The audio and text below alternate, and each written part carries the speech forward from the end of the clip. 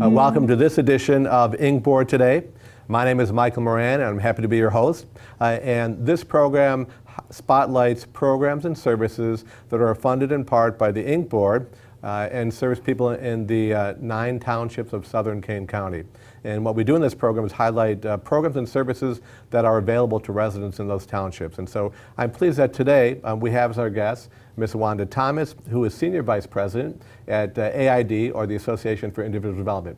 So first, welcome. Thank you. I'm glad to have you here. And can you tell folks a little bit about yourself, about how you got into your current position at the association? Yes. Well, my whole career started out, as I was preparing for college. I went to Aurora University, and I have a degree in sociology. Later on, I got a degree in master's degree from the University of Illinois in social work. And my whole upbringing has been about helping people. My father was an educator, my mama was an educator, my cousins are social workers, so I always wanted to get in the helping profession. Cool. And how long have you been with AID? Now, that's a big question because I've been there a very long time. Okay. I heard someone recently say a dinosaur, so I would say I'm older than a dinosaur. I've been at AID since 1974. I'll let you do the math on it. Okay, congratulations though. It's Thank exciting. you. It's exciting to be compared to dinosaurs. I often am as well. But in your role as a Senior Vice President, can you share with the viewers a little bit, so what do you do in that role? What does a Senior Vice President do? Okay, my division that I'm in charge of is all services for individuals who have developmental disabilities. So I'm in charge of housing programs, employment programs, day services program, all support services. Any needs of individuals with developmental disabilities is under my supervision through a great group of staff that help do the programs day to day. Okay, so a variety of programs all fall within the services for folks with developmental disabilities, and we're going to highlight those throughout the program. Before we go a little more in depth into those, what other services does AID offer that viewers may need to be familiar with? Well, now basically, if you think about AID, you can think of basically 2 areas. Those are the services with developmental disabilities that I've already talked about, and then we also serve individuals with behavioral health issues, mental illness. So basically, those are the 2 major component services that we offer. And then the core services under both spectrums would be housing, employment, day services, outpatient, crisis services, any service that you can think about a person with disabilities. AID most likely provide those services. Okay. And as an organization, how many locations? That's a lot of services. And how many locations does AID operate? Well, we have many locations. In group homes, we have 37 locations. We have 9 day programs for individuals with developmental disabilities. And we have numerous programs on the behavioral health side.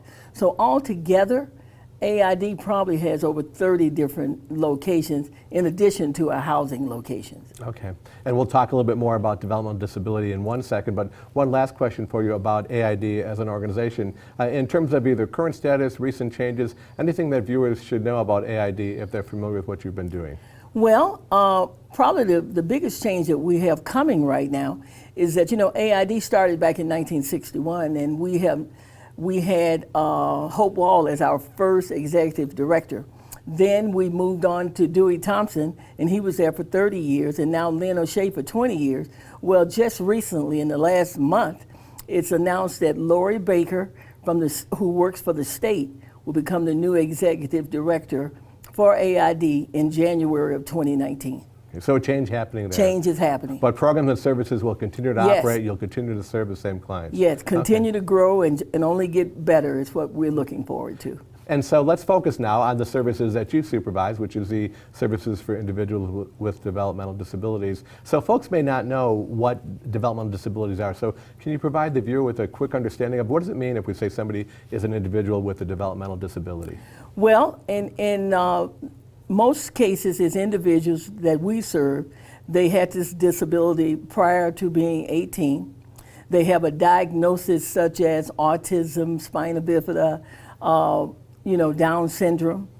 So it's individuals that have been diagnosed with a developmental disability, and often from childhood.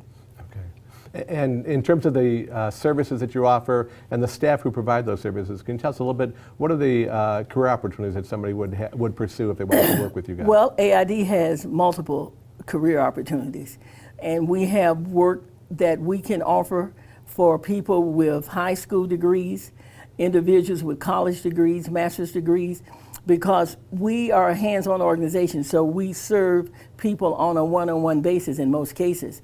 So we need what we refer to as direct service workers, and that's a person with a high school and some experience. We hire house managers to help us run the different group homes that we have. We hire case managers that operate as the overseer of the cases that we serve and the clients that we serve. And we need administrators and directors, so it's many different career opportunities that you could find at AID. Okay.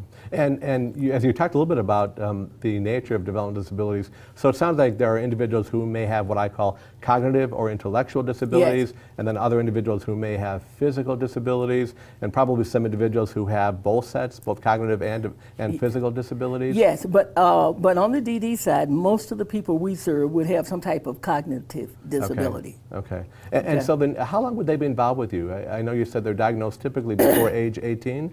Yes, well, it really depends. In early childhood, when we were providing those services, we got kids between the ages of 0 and 3. But the majority of AID services are for individuals 18 and over on the DD side. However, there are some programs where we serve children in our respite program and also in our in-home, home-based program. Okay, so a couple of programs that target Yes. those specific individuals. So if somebody is not yet 18, are those services typically available elsewhere in the community? Is that why they're not involved with AID until the age of 18? Right. Our local school districts are actually responsible for people that we serve up until age 26. But a lot of kids, of course, can graduate sooner. But the initial responsibility would be with the school districts. And then as they become adults, they can be transferred into the type of programs that we operate. So if an individual potentially qualified for services through AID and they had a developmental disability, what's the process? How do they become involved with AID? Well, that sometimes is a problem because right now in the state of Illinois, we do not have guaranteed funding for adults with disabilities like we do when they were school age. So AID, in the state of Illinois, there's a statewide database. It's called the PUNS list.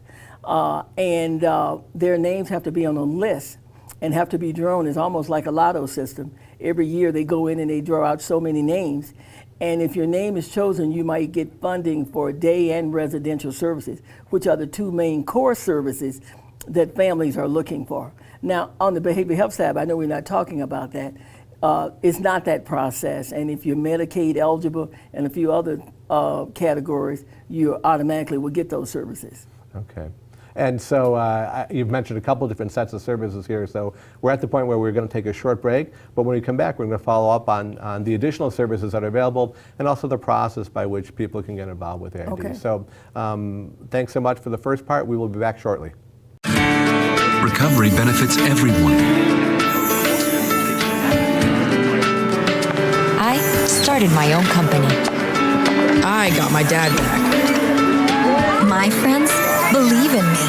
Daddy's home. Substance use and mental disorders can be treated.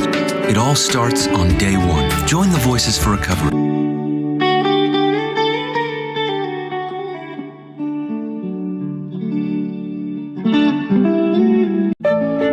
We try to hide hide our truths about our mental and substance use disorders from the world, and sometimes from ourselves.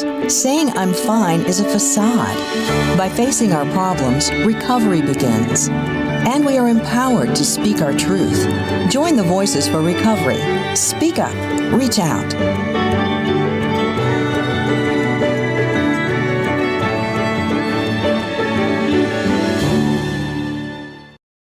Okay, well, welcome back, and welcome to the second segment of today's show. Again, we're talking with Wanda Thomas, Senior Vice President at AID, and specifically about her role in overseeing the delivery of services to individuals with developmental disabilities. So as we left off before the break, you had talked a little bit about some of the core services that AID provides, but there were a couple programs that we haven't yet specifically talked about. And you've mentioned a client and family-based set of services. Yes. Can you tell us more about those? Yes, our client and family support services, they are just that, support services. And in those departments, we have case managers that are available to work with families and link them to the services that they need. You know, when families have adult children that are with disabilities, they have to go through a maze of different agencies to get what they need. So we help them through that maze. You know, we may help them with their entitlement benefits. We may help them with obtaining recreational services in the community. Whatever they might need, we try to help them through that. So client and family services is really for that group of people that they don't have core funding services, but they have support services, and we provide those services and try to work with them to get long-term services. So two things, because earlier we talked a little bit about some of the challenges of funding in general for adults with developmental disabilities. And so it sounds like part of these services, really your case manager really becomes an advocate for the individual and for their family. They may not know the system, they may not know where to go, who to talk to, and so really your staff will really be their advocate and try to help them navigate that system and really access the services that they need. Yes. Okay, and that includes, when you, I guess I'm interpreting it, so this includes interaction with other agencies, with funding organizations, with community agencies that might provide recreational services. Is that accurate? Right, Yeah. that's very true. And this is one group of services that we rely on local funders to help us with. Okay. Because those clients mostly are not in core services. Our funding comes from Inc. and other organizations to help us run those departments. So when I see AIDs having a fundraising activity, things like that, really the funds that are being raised there are to support these services so that people who don't have other funding can get the services Yes, that they need. these services and other services of AID. Okay, cool. And then the other set, I'm trying to keep track of them because there's so many services you offer, but another set that I think you've mentioned is what I think you called adult home-based services. Okay, yes. so tell us about that. We serve over 200 individuals in adult home-based services. Now, actually, our home-based services, it could be children or adults. And those services are there to support families to keep their sons and daughters at home. You know, they're not in our group homes. They're not, they just have no other support. So what the state came up with a few years ago, instead of putting everyone in state institutions or group homes, home-based services became a more cost-effective program for the state. Families are given a voucher. I think it's around $25,000 a year. And with that, they can purchase personal care work services. They can purchase recreational and support services. They can purchase services from agencies like AID for community day services. Whatever the needs are, with those funds, family can support their sons and daughters in their homes.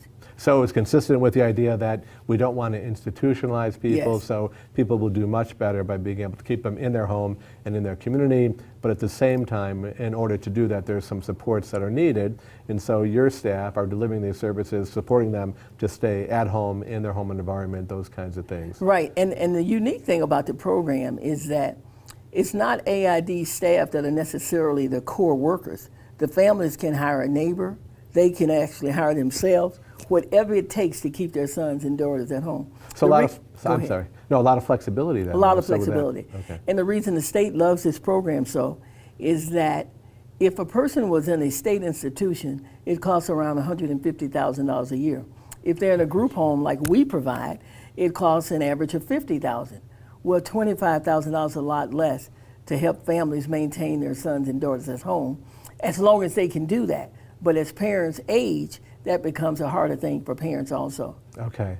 And that may actually be part, I'm assuming, and I'm going to ask you next about your respite services, but my guess is that has to do a little bit with providing relief to people. Yes. Okay, talk a little bit about that. Yes, the respite program is unique also. Again, these are families that do not have money services provided for core services. But we have about 100 respite families. They average about 120 hours of support services a year, which is about 10 hours a month. And it's just to give them relief so they can go to a movie. Maybe they'll let their 10 hours a month add up to 4 or 5 months, and they can take a week and get a break. And they can hire someone to come in their homes and take care of their sons and daughters. Again, that's another cost-effective program for the state, because again, these clients are at home with their families. Now, if you're receiving respite services, you're not the same family that's getting home-based services, where they give you the money up front. Respite is strictly based on so many supportive hours each week that's provided to a family. So if a family did qualify for and was receiving the home-based services, then all the supports there are going to not require them to use the respite services. Program. But if I don't have access to the home-based services, Right. then the respite services are such that they give me some relief, really. In some, Exactly. Yeah. Because my assumption is that the demand on families, and they may be two-parent families, they may be single-parent families, things like that, but having an individual with developmental disabilities can be a challenge. And so Right. at times you need the opportunity to really just get some relief for yourself and Right. some what I would call downtime. Right, because I tell everyone when we talk about this, think about it. I have 2 adult children now. I look forward to the day that they were going to grow up and be on their own. Right. If you're a family member of a person with a disability that cannot live on their own, you may be 80 taking care of your 60-year-old children. So yes, those families need support. They need a relief, particularly if they have not been able to obtain core services from the state. Okay, yeah. No, that makes a lot of sense. And, Yeah. and envisioning what it would be like to be really what I call stretched thin. Right. Any relief is really going to be a good source of support for the family members. And Yes, that, it yeah, is. Yeah, so given all the different things that you do, and you've talked a little bit about the history of AID, but folks may want to know, if they want to know more about AID, if they want to know where your locations are, website, can you share with folks phone Yeah. numbers, website information Yes. that people would use to Yes. track you down? And I want to say that we mainly serve Kane, Kendall, Hanover, and McHenry townships. Okay. And you can contact AID through the website, and I think that's going to be posted on your video here today. And then we also, on the DD side, you can call into AID, our main number, and our admissions director is Terry Kramer, and I actually know her phone number. It's 630-966-4111. And she is the open door to letting people into our agency on the side of the DD division. Okay. And what I've learned is that oftentimes it's helpful to repeat things because they may not have caught the name of the number the first Yes. time. So if you could again share Yes. the name Yeah. of the number of the Okay. person to contact about services. Yeah, the contact person is Terry Kramer. She's the Director of Admission Services for individuals with developmental disabilities, and her number is 630-966-4111. And in our first segment, we talked a little bit about the process of getting involved with AID, and I apologize for going backwards, but so if a family was interested in determining whether or not their son or daughter qualified for services, is that the first step? Is it to contact Terry or? Yeah, I mean, you can do that, but actually there's another agency called Day One Pat that you contact to get into services for clients that we serve. But often families don't know about that, so they call us and we help them get to that other organization. Okay, so they could ultimately come to you. Yes. They could come directly, or they could go through this other Yes. agency. Good. So when we get back, we're going to take one more break, but we can follow up on that question and then also continue our discussion about AID. So we're going to take a short break. Thanks so much. We will see you shortly. Recovery benefits everyone. I started my own company. I got my dad back. My friends believe in me. Daddy Daddy's home. Substance use and mental disorders can be treated. It all starts on day one. Join the Voices for Recovery.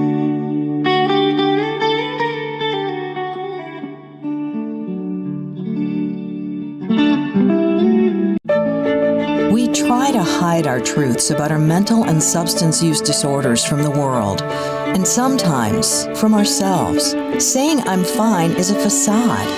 By facing our problems, recovery begins. And we are empowered to speak our truth. Join the Voices for Recovery. Speak up. Reach out.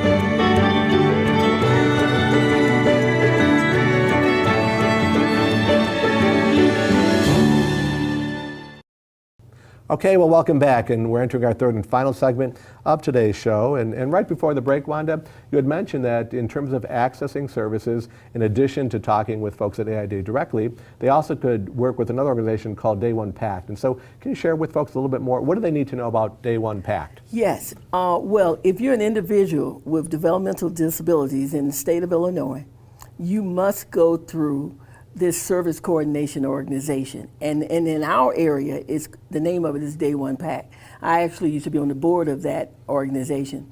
But they're the open door to services. They are the ones that you contact. They do a full assessment of your needs for the throughout the state of Illinois. We have these organizations set up, and then they put you on this statewide database. So your name can be hopefully chosen sometime in the future for services. So Day One Pact, in our area, they are located in Batavia, Illinois. They also have a website. I don't know the number by memory or anything, but that is the open door. I think families know about it because they're supposed to tell them in their coming out of schools. You know, there's a lot of advertisement that if you want services in this state, you have to start with a service coordination organization first. Okay. And so if I'm a parent and I have a young person who's approaching his or her 18th birthday, and I believe or I know that they qualify for services for developmental disabilities, my next stop should be to get a hold of the folks at Day One Pact, and they'll initiate the evaluation and then also help make arrangements for follow-up care and things like that. That's correct, but you don't wait till they get 18. If you're a young parent, and you know your child is 2 or 3 years old and has a disability, you need to contact them then. Okay. Because they provide services, you know, from children birth to 3 and up. Okay. Okay. Great. Actually, that's great information because, as you talked about, so while AID services are primarily for individuals 18 and older, but Day One Pact and services for people with developmental disabilities can start much, much earlier. That's correct. And so that's when Day One Pact contact would really come in handy for those That's folks. correct. Yeah. I also like to just clarify that on our behavioral health side, we work with a lot of children that are school age. So, you know, really it's really based on what the needs of the individual might be. Because we service children and adults, but the majority of people that we serve on the DD side are adults. Okay. Okay. Yeah. And so really, depending upon what it is that the family is looking for help with or what the individual is looking for assistance with, if it's behavioral health, it's really one path. Right. If it's developmental disabilities, it's a separate path. If you're experiencing both, then you may have different processes to access services for both sides of the equation. Right. And so, no matter where you call in the organization, we will get you to the right location. Yeah, okay. You know. So you'll make it easy, We'll which make- is good. we'll make which it is easy. good. Yeah, That's correct. Yeah. Okay, cool. And then I know we've been talking a lot about all of your services. There were just a few left that we haven't really spoken much about within the developmental disabilities umbrella. And my recollection, there were both, I think, community day services and employment services that we haven't discussed yet. Is that? Yes. Let me first talk about employment. AID employs we assist our clients to get jobs in the community. Now, everybody is not going to get a job, but those clients that have the skills to get jobs, we work with them on that. This past year, we placed 48 clients on community jobs. Now, the way it connects to our day program, we have 9 different day programs scattered up the valley. And we do employment training, we do recreational-based training, we do skills training. It depends on the needs of the clients. I don't know if you're familiar that we also have a workshop where we actually get subcontract work from companies in the community, and we train our clients on jobs. So a person can come to day services for many reasons. Okay. It can be employment, it could be recreational, it could be volunteer work. Because what we're really trying to do with our employment, with our day program, is focus on community integration. You know, years ago, AID would have clients and they would be in one facility basically all day, 20 years ago. But now we have clients, they come into our center, but they spend the day out in the community. They're doing volunteer work at the Hessen House. Some of them have part-time jobs. They may be with Fox Valley Special Rec doing recreational type program. One other unique thing I'd like to comment on, we have a collaboration with Fox Valley Special Rec. So 5 of our day programs, it's a collaborative effort between Fox Valley Special Rec and AID, and we offer joint programming to the clients that we serve. And all based upon assessed needs. Yes. So they come in, they enter services, and a determination is made about what would be most helpful to them, and then you make sure that they get those services. Right, So, and we really focus on what's the client's choice. okay. You know, years ago, I think it was more driven by staff, but our system now is driven by the needs of the clients and what they desire and what they want. Yeah, very exciting because it's then client-centered, and so Yes. it's not what we think they need, it's what they want to do. Right, And so those sorts of exactly. things. And you mentioned you had 9 sites, and so by assumption, are those sites scattered throughout the Yes. service area? Yes, they so are. So you won't have to travel far to get to a Right. site. We There's got something- a center in Elgin, we got one in Batavia, we got one in Yorkville, we got 3 or 4 in Aurora, we have a center in Sugar Grove. Okay. So they're scattered throughout the communities. Yeah, very exciting. That's very cool. Those are great services. Yeah. Let me ask you this. I think the last set of services under DD that we haven't really discussed explicitly are your residential services. Yes. And I know you offer those, so share with us a little bit about those services. Yes, I think I mentioned earlier that we operate 37 group homes where we provide 24-hour care.